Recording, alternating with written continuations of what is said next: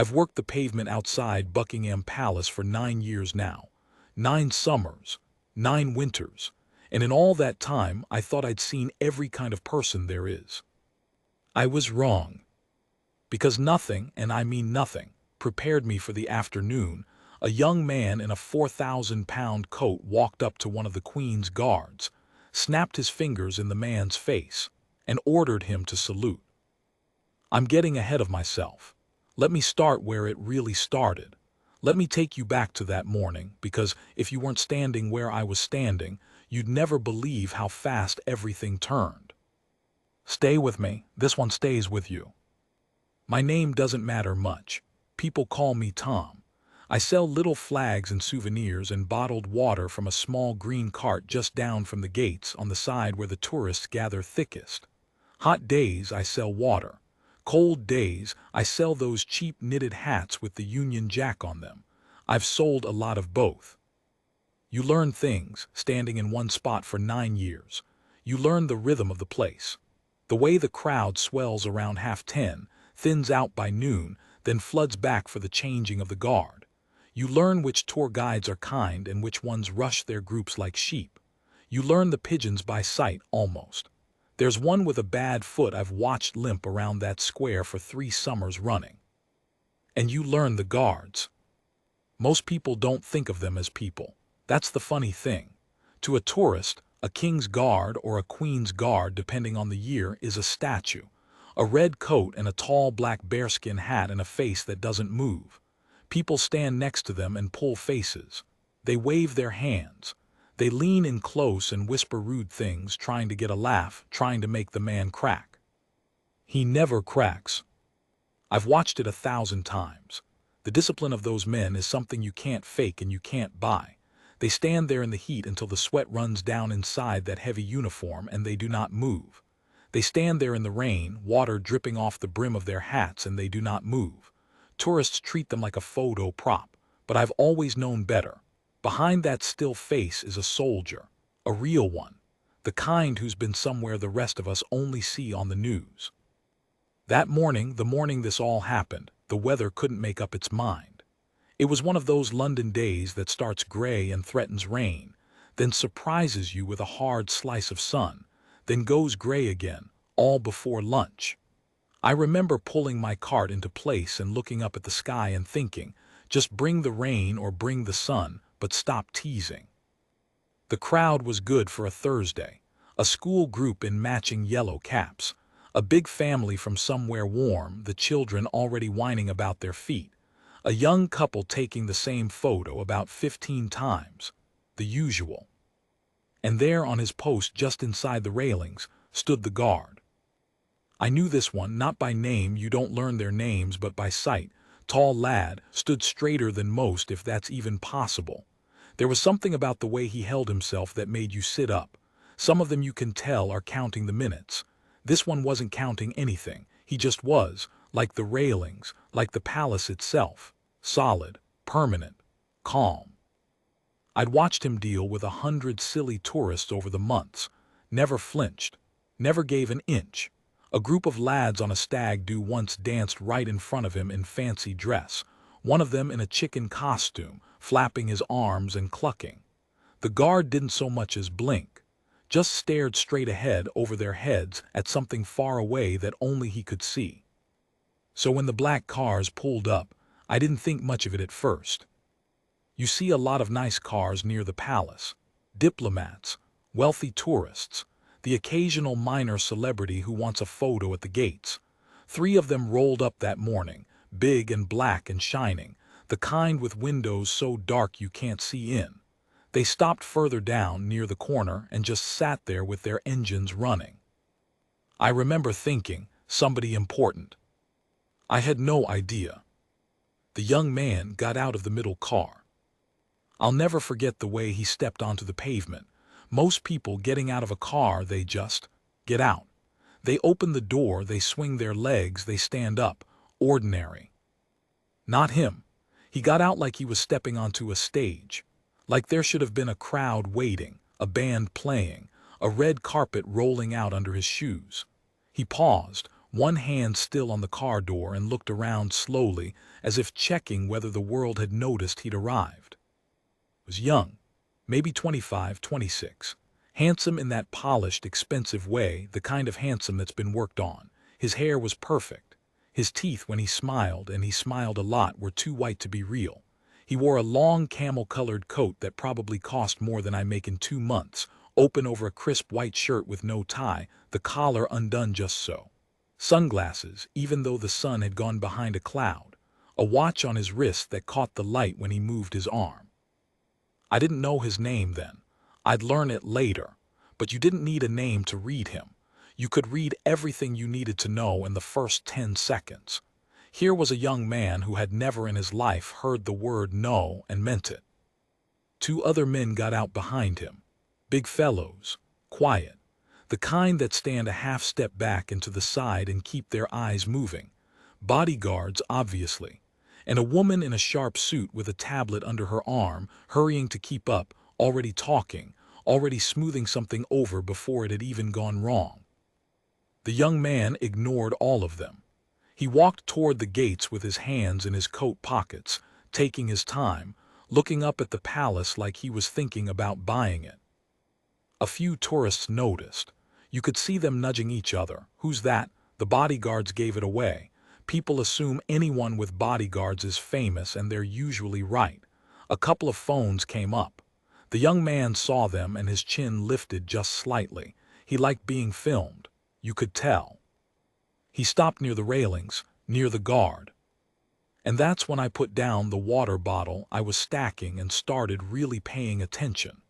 Because something in my gut, 9 years of standing in this exact spot, watching this exact kind of thing, told me this wasn't going to be ordinary. For a minute, nothing happened.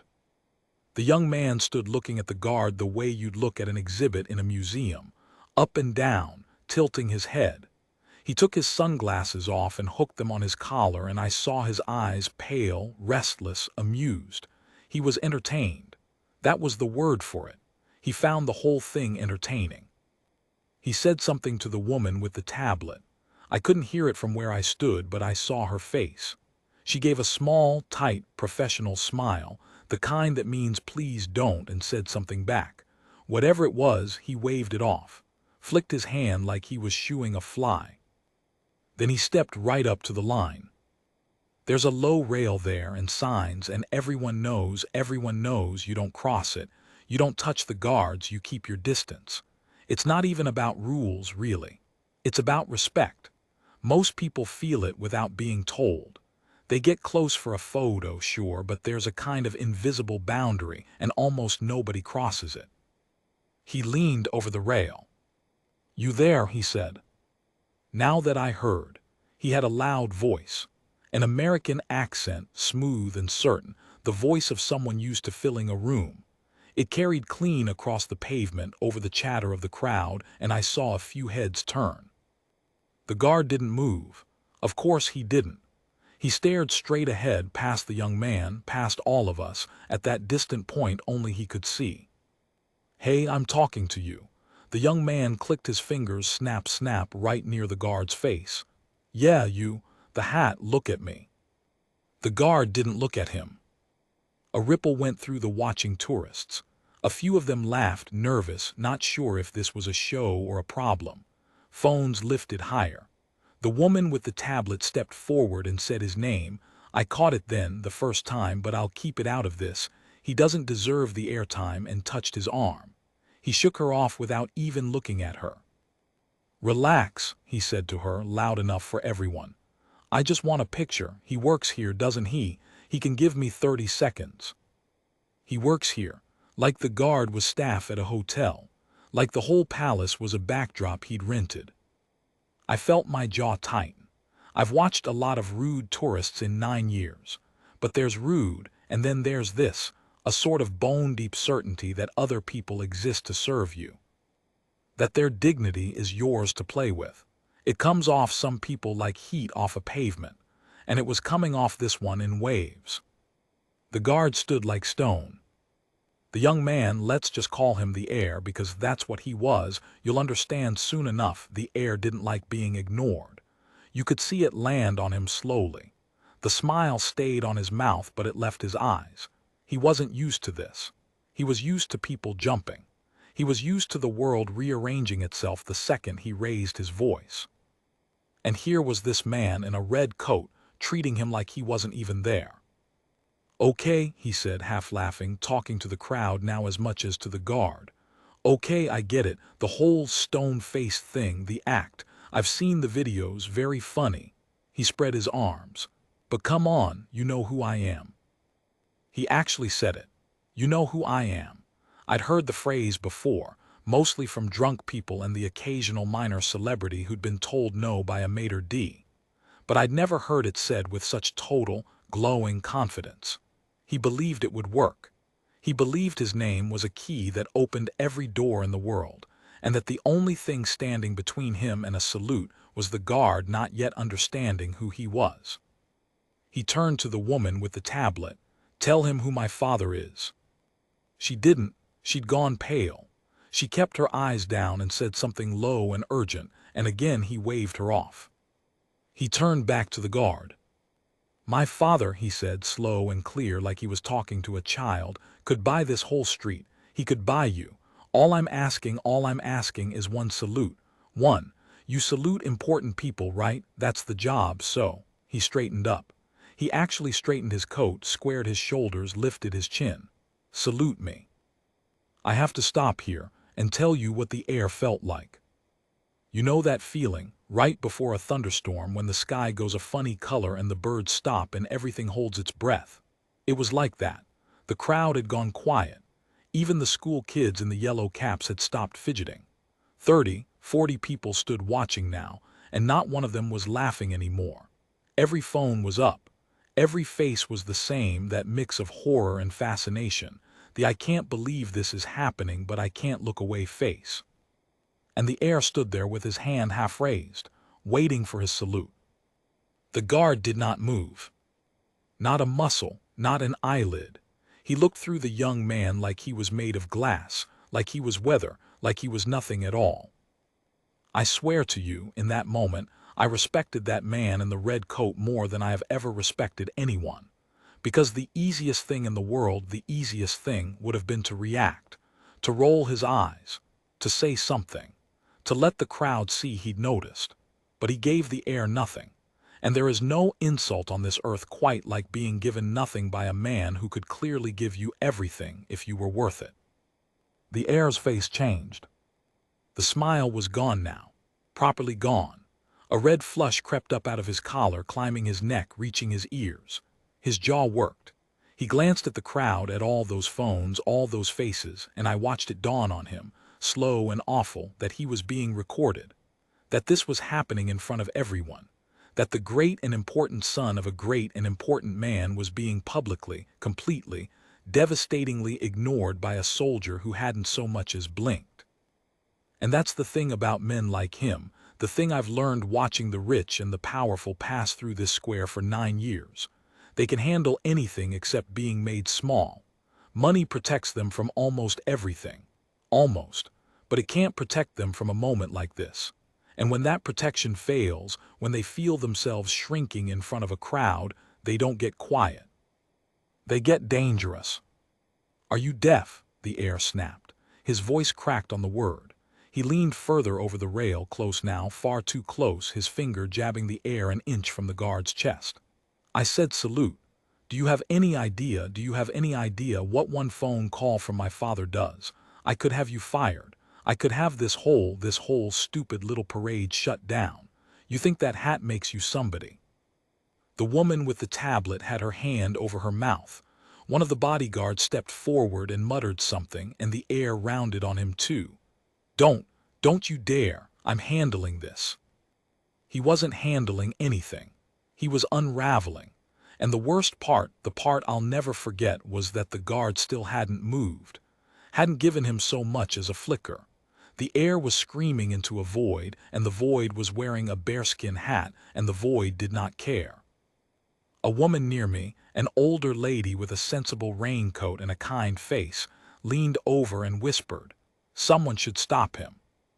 "Someone will," I said. I didn't know how right I was. Because here's what the heir didn't understand.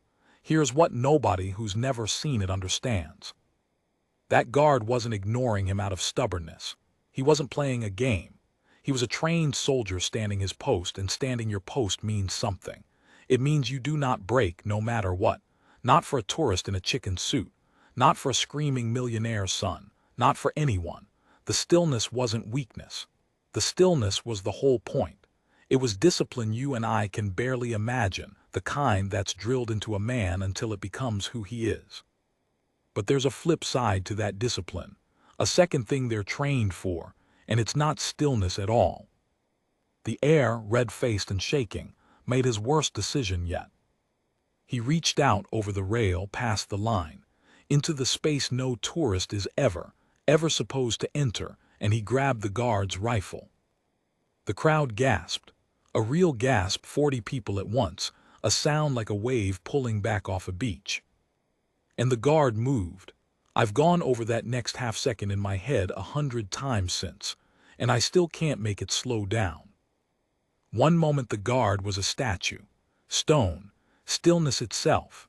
The heir's hand closed around the rifle, and the whole world seemed to freeze with it, the crowd, the pigeons, the gray light, all of it holding. And then the statue came alive. It wasn't a flinch. It wasn't a man losing his temper. I want to be clear about that, because what I saw wasn't anger at all. It was something far more frightening than anger. It was training. Pure, instant, mechanical training, the kind that lives below thought, that fires before the mind has even caught up. The rifle came up. The guard's boot slammed down on the stone with a crack that I felt in my chest from 20 feet away. A single, deafening crack of iron-shod heel on paving. And in one motion, smooth and impossibly fast, he brought the weapon across his body, took one thundering step forward, and roared. "Stand back from the Queen's Guard." I have never heard a sound like it, not from a man. It came up out of him from somewhere deep, a parade ground bellow built to carry across a battlefield, and it hit that square like a physical thing. The school kids in the yellow caps actually screamed. The older lady next to me grabbed my arm. 40 people flinched back as one, a whole crowd recoiling like the ground had moved. And the heir, the great, important, untouchable heir, nearly fell over. He let go of the rifle like it had turned red hot. He stumbled backward, caught his heel on the edge of the curb, and went down. Not all the way. One of his bodyguards lunged and caught him under the arm before he hit the ground, but down enough. Down enough that the whole crowd saw it. The polished young man in the 4,000-pound coat, sprawling, scrabbling, his perfect hair falling across his face, his mouth open in a little round O of pure shock. He'd never been shouted at in his life. You could see it. The realization went across his face like a cloud crossing the sun. Nobody had ever raised their voice to him and meant it. And now a soldier had roared 3 feet from his nose, and the whole certain world he lived in had cracked straight down the middle. The guard was already back at attention. That's what got me. That's the part that still gives me chills. Before the heir had even got his feet properly under him, the guard had stepped back to his post, brought the rifle smartly to his side, squared his shoulders, and gone still again. Stone again, like nothing had happened. Like he hadn't just split the air in two with his voice. His face hadn't changed at all, same calm, same distance, same far-off stare. He'd done what the moment demanded, no more and no less, and now it was over and he was a statue again. That control, that's what no amount of money can buy. The heir had a voice that could fill a room. The guard had a stillness that could empty one and then refill it on command, and put it all back exactly where it was. There's no contest. There was never any contest. For a few seconds, nobody moved. The heir stood there, half supported by his bodyguard, breathing hard. His face had gone from red to a sort of blotchy white. His sunglasses had fallen off his collar and lay on the pavement, and nobody picked them up. He looked at them. He looked at the guard. He looked at the crowd, at all those phones, every single one of them still filming, every screen with his red, shocked, fallen face on it. And something inside him chose the worst possible response. He could have walked away. That's what I kept thinking watching it. Just walk away, son. Get in the car. Anyone can have a bad moment, just go. If he'd turned and left right then, it would have been a small story. A rude tourist got told off. Happens every week. But he couldn't. His pride wouldn't let him. He'd been knocked down in public, and his whole life had taught him that the answer to being knocked down was to come back bigger, louder, with more force. Because force always worked. Force always won. His father had built an empire on exactly that, and the lesson had soaked all the way through him. So he straightened up. He shook off the bodyguard's hand. He smoothed his coat with shaking fingers, and he pointed at the guard. "You're done," he said. His voice was unsteady, but it was getting stronger, finding its footing. "You hear me? You are done. You just put your hands, you just threatened. Do you have any idea who I am? Do you?" He spun to the crowd, arms wide, playing to the cameras now, trying to take control of the story. "You all saw that. He attacked me. That's assault. He assaulted me." A few people actually laughed. I won't lie. Somebody behind me said, quite clearly, "You grabbed his gun, you muppet." And a ripple of laughter went round, nervous and disbelieving. The heir heard it. His head snapped toward the sound and his face twisted. "Shut up," he said. "All of you, shut up." Then to the woman with the tablet who'd gone the color of old paper, "Get me the manager, whoever runs this. The commander, whatever, get him here. Now." "Sir," she said very quietly, "there isn't a we should really just get him." She flinched, and here's the strange part, somebody did come. Because all that shouting, all that commotion, the roar and the gasp and the heir's screaming, it had drawn attention. And not just from tourists. Out from the gate, walking with the kind of unhurried, ground-eating stride that tells you a man has been a soldier his whole life, came an older guard. A sergeant, I'd guess, though I don't know the ranks. Same uniform, but somehow he wore it heavier, like he'd earned every thread of it. Gray at the temples, a face like a closed door. He'd seen things, that man, you could tell from across the square, the kind of things that put that particular stillness in a person. He walked up to the post. He didn't look at the heir at all, not at first. He looked at the young guard, said something low, 3 words, maybe 4, and the young guard answered without moving his lips much, the way they do. The sergeant gave the smallest nod, a nod that said, "Well done, as you were." Then he turned to the heir. "Is there a problem here, sir?" He said it quietly. That was the thing. After all the heir's shouting, this older man spoke so quietly that the crowd actually went silent to hear him. He had a voice like gravel under a velvet cloth, soft, but with all this weight underneath it. The kind of voice that doesn't need to be loud because it has never once doubted that it will be obeyed. The heir rounded on him, relieved to finally have a target his own size. "Yes, there's a problem. Your man, that man, just assaulted me. In front of everyone. I want him removed. I want his name. My father's lawyers will be in touch by this afternoon, and trust me, by this time next week he won't have a job, and you," he jabbed a finger, "you might not either, depending on how this conversation goes." The sergeant didn't blink.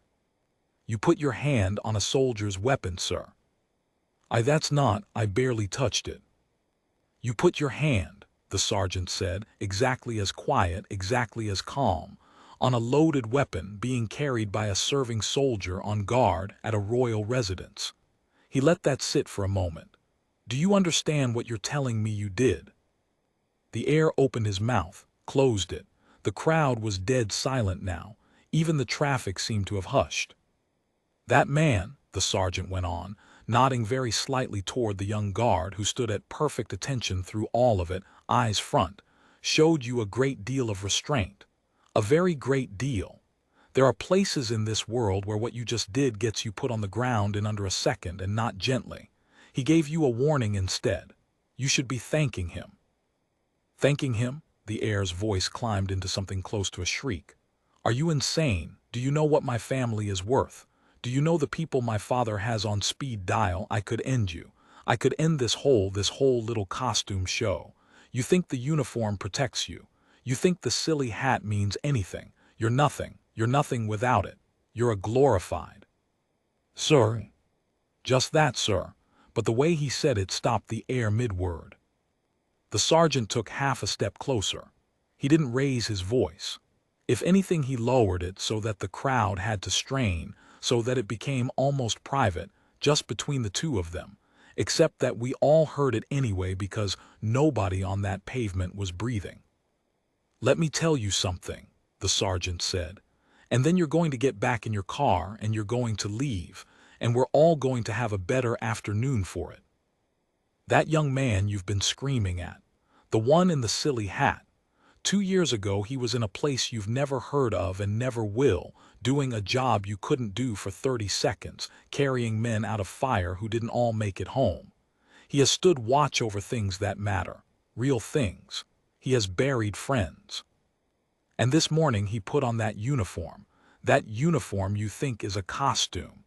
And he came and stood his post, in the rain and the cold and the heat, so that people from all over the world could come and stand in this square and feel safe and take their photographs. He doesn't make much money. He'll never own a coat like yours. He doesn't have anyone on speed dial. But he got up this morning and gave his country something you have never given anyone in your life, and never will, because you don't have it to give. And you walked up to him and snapped your fingers in his face and ordered him to bow to you, because of your father's money." The square was so quiet I could hear the flags snapping in the wind. "Privilege is a real thing, sir. I won't pretend it isn't. Out there," he tipped his head toward the city, the wide world beyond the gates. "Out there it opens doors. It buys silence. It bends rules. I've watched it work my whole life. Maybe it'll get this whole thing scrubbed off the internet by tonight. Maybe your father will make a call and it'll be like it never happened. But it doesn't work here. Not on this pavement, not in front of these gates, not on these men. Here, the only thing that counts is whether you can stand still and do your duty when every part of you wants to break. And you, sir," the faintest pause, "couldn't stand still for 1 minute without screaming the place down. I have watched a lot of things happen in front of those gates. I have never watched anything like that." The heir didn't have an answer. There wasn't one. He stood there with his white face and his fallen sunglasses and his trembling hands, and for the first time in his whole gilded life, I think, he understood that he had walked into a place where his name meant nothing, where his father's money was just paper, where the rules he'd never had to learn were the only rules that applied. The crowd had started to murmur, not laughing now, something more than that. A low, warm sound of approval of people who'd watched something true happen and knew it. Somebody started to clap, then somebody else. And then it spread, not for the heir, God no, but for the sergeant, and for the young guard standing silent at his post. And within a few seconds the whole square was applauding, 40, 50 people. The school kids in their yellow caps clapping their small hands as hard as they could, even though I doubt half of them understood it all. The young guard didn't react. Of course he didn't. He stood at attention, eyes front, and let the applause wash over him like the rain he was so used to, like it had nothing to do with him at all. But I was close. I was watching his face, and I'll tell you what I saw. And you can believe me or not. I saw the corner of his mouth, just the corner, for half a second, no more, the smallest possible movement. Not a smile, he'd never have allowed himself a smile on post, but something, a flicker. A man hearing, somewhere under all that discipline, that the people around him had seen exactly who he was and exactly who the other one wasn't. Then it was gone, and he was stone again. The heir's woman with the tablet stepped in finally, took his arm, and this time he let her. The bodyguards closed around him. The crowd parted to let them through, and as they went, people just looked at him. That was the worst thing for him, I think. Not the shouting, the looking. 40 faces watching him walk back to his car in dead silence, every one of them having seen exactly what kind of man he was when the money stopped working. He stopped once, at the car door. He looked back at the guard one last time, and I genuinely don't know what was going through his head. Maybe he wanted to say something. Maybe some tiny part of him, way down deep under all that polish, understood what he'd just been shown and didn't have the first idea what to do with it. But the guard wasn't looking at him. The guard was looking past him, over him, at that far-off point only he could see. The same as he'd looked at the chicken suit lads. The same as he looked at everyone who came to that square thinking they mattered more than the next person. The heir got in the car. The door shut, and the 3 black cars pulled away from the curb, slow and shining, and turned the corner and were gone. The sergeant gave the young guard one more small nod. "Well done, son." Then he turned and walked back through the gate with that same unhurried stride, like he had 100 more important things to be getting on with, which I'm sure he did. And the young guard stood his post. The crowd settled. The phones came down. The pigeons came back. The gray light shifted, and just for a moment the sun came out properly and the whole square went golden, the red of the guard's coat suddenly bright as a struck match. People started taking photos again, but different now. Gentler. They stood back. They gave him room. A few of them, leaving, gave him a small nod of their own, the way you'd nod to someone you respected, and even though he couldn't nod back, I like to think he felt it. I sold a lot of water that afternoon. Sold out, actually. Everyone wanted to stand around a while longer, talking it over, asking each other, "Did you see? Did you see?" The older lady in the raincoat bought a bottle and pressed an extra pound into my hand and said, "Some things you don't forget, do you?" And I said, "No, you don't." But I didn't tell her the part that stayed with me most. The part I've only ever told a few people, because the story wasn't over. Not quite. Because a few hours later, long after the crowd had thinned, long after I thought I'd seen the whole of it, one of those black cars came back. And this time it came back alone. It was getting on for 5 o'clock when the car came back. The light had gone long and gold across the front of the palace. The big midday crowds had thinned out the way they always do, leaving the late stragglers, a few couples, some students with backpacks, a man feeding crumbs to that limping pigeon I told you about. The young guard was still on his post. They do long shifts, those men. He'd been standing there through all of it, through the shouting and the applause and the slow, ordinary afternoon that followed, and he'd given every minute of it the same still attention. I'd watched him on and off all day, the way you watch the weather. I was starting to pack up the cart when I saw the black car turn the corner. I knew it straight away. Same model, same shine, same dark windows. My stomach dropped a little, I'll be honest. I thought, here we go. I thought the father had come, or the lawyers, or the police, or all 3. I thought we were in for round 2, and round 2 with money like that behind it is never a fair fight. But the car didn't stop where they'd stopped before. It pulled up quiet and slow, further down, almost shy about it, and only one door opened. It was him, the heir, alone. No bodyguards, no woman with the tablet, no entourage closing around him like a wall. Just the young man getting out of the back of the car by himself and standing there on the pavement in the long gold light, looking, I don't know how else to put it, smaller. The coat was the same, the watch was the same, but something about him had changed in those few hours, something I couldn't name at first. He'd lost the stage walk. He didn't look around to see if the world had noticed him. He just stood by the car for a moment, hands in his pockets, and looked toward the gates the way a man looks at a thing he's not sure he's allowed to approach. Then he started walking, slowly toward the guard. I stopped packing up. I wasn't the only one watching. A couple of the students had clocked him too. One of them whispered something, recognizing him, maybe from the videos that were already going round by then. But he didn't seem to notice or care. His eyes were on the guard and only the guard. He stopped at the rail. Same spot almost exactly where it had all kicked off that morning. And for a long moment he just stood there and the guard stood there, the two of them in that gold light, and the whole square seemed to hold still around them the way it had before. I edged closer. I couldn't help it. 9 years of watching and I wasn't about to miss this.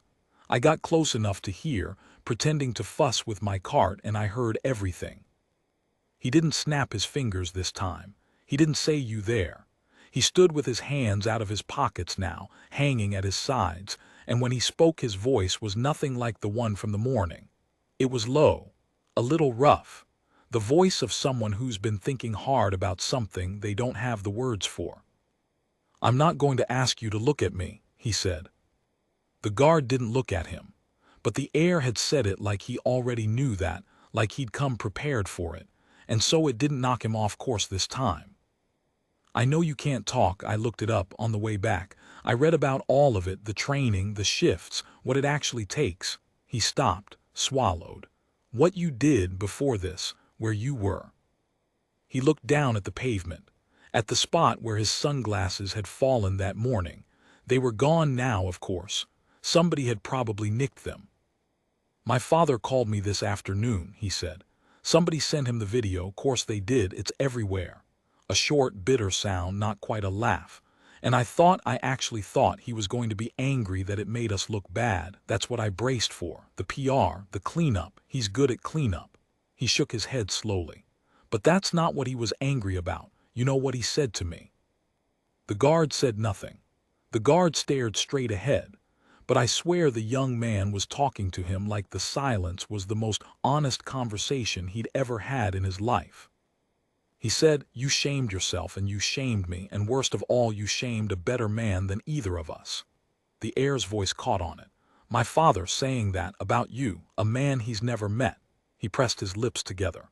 "He grew up with nothing, my dad. People forget that. He likes them to forget it. But he didn't always have the money and the lawyers and the people on speed dial. And he looked at that video and he saw what I am. What he made me into, maybe. Somebody who never had to earn a single thing and thinks that makes him better, when it just makes him." He stopped. He couldn't finish it.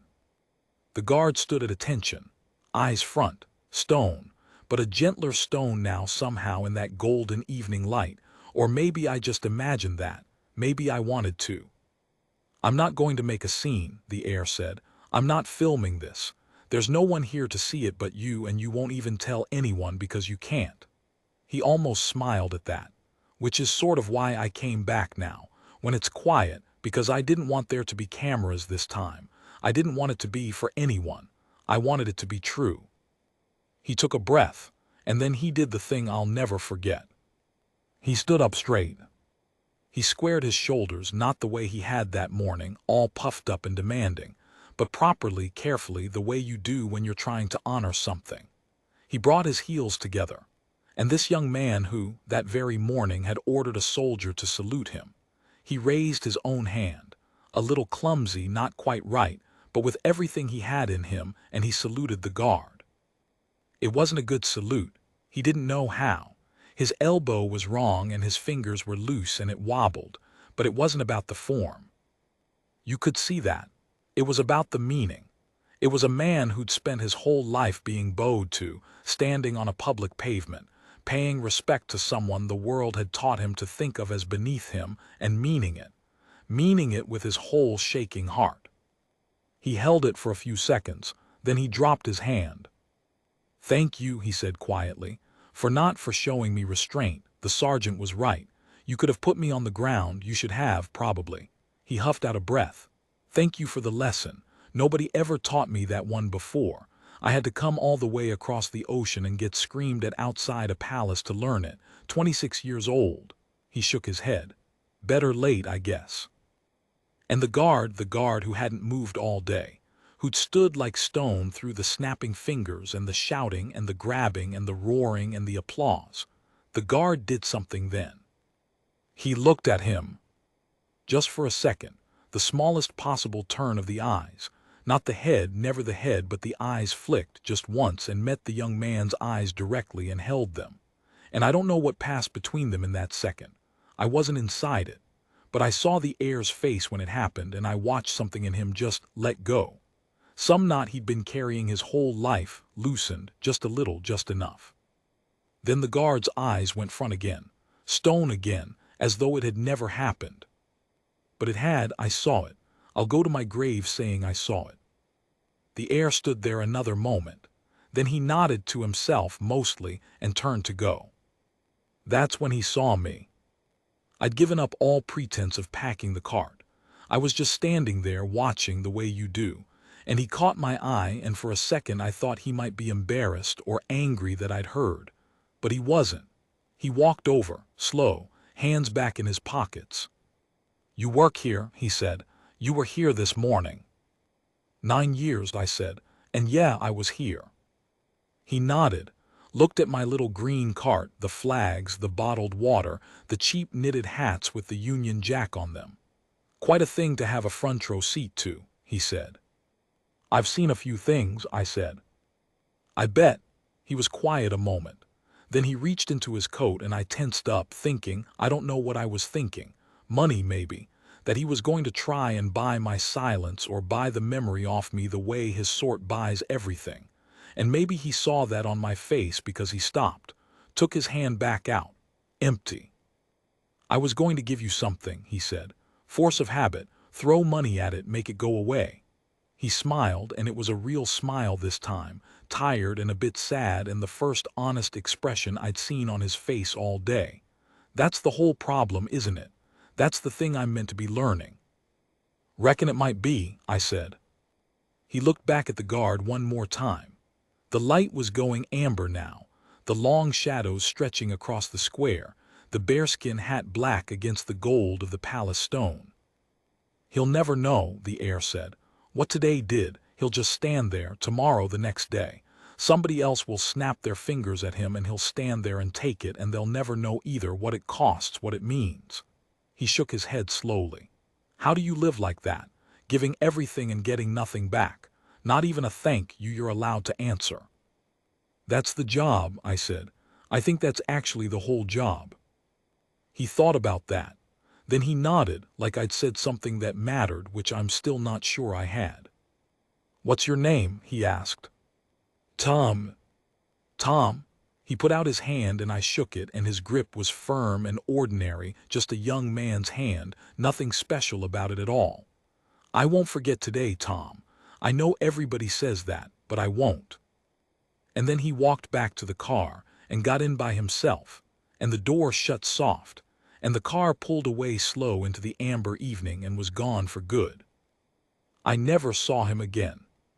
That was 3 years ago now. People ask me when I tell this story, and I do tell it on a quiet day to the right kind of customer. They ask me whether I think he really changed, whether one bad afternoon outside a palace could turn a man like that around. And I always say the same thing: I don't know. I'm a bloke who sells water and flags. I'm not in his world. I don't know what he did the next day or the day after that. Maybe it all wore off. Maybe by the next week, he was snapping his fingers at some poor waiter in some other country, and the lesson was gone. But I don't think so. Because I've watched a lot of rich and powerful people pass through that square, and I've watched a lot of them get embarrassed, and almost none of them ever come back. Embarrassment they get over. They drive away angry and they decide it was your fault, the world's fault, anyone's fault but theirs, and they never give it another thought. He came back, quiet, alone, with no cameras, when there was nothing in it for him. You don't come back for nothing unless something got in, unless something cracked the shell and reached the man underneath. And I think about the guard, too. I still see him sometimes. Well, I think it's him. You can't always tell under the hat, but I'm fairly sure. He still stands his post.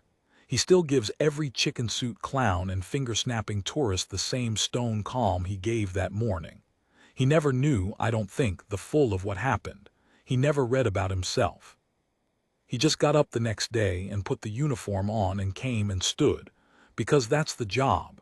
And the job doesn't stop because somebody made a video. That's the part that gets me when I'm honest. The heir flew across an ocean and learned a lesson and went home a different man, maybe. Big dramatic story. But the guard was the lesson and never even knew it. He just did his duty, the same as every day, and his duty was so complete, so total, so far beyond anything money could touch, that it reached out and changed a stranger's whole life without him even trying. That's a kind of power, a quiet kind, the kind that doesn't need a name or a fortune or anyone on speed dial, the kind that just stands there in the rain and the cold and the heat, doing the right thing whether anyone's watching or not. And it turns out that's the only kind that ever really wins. I packed up my cart that evening and walked home along the park, and the lamps were coming on, and I remember thinking about all the people who'd stood in that square that day. The tourists with their phones, the school kids in their yellow caps, the heir in his beautiful coat, me with my flags and my water.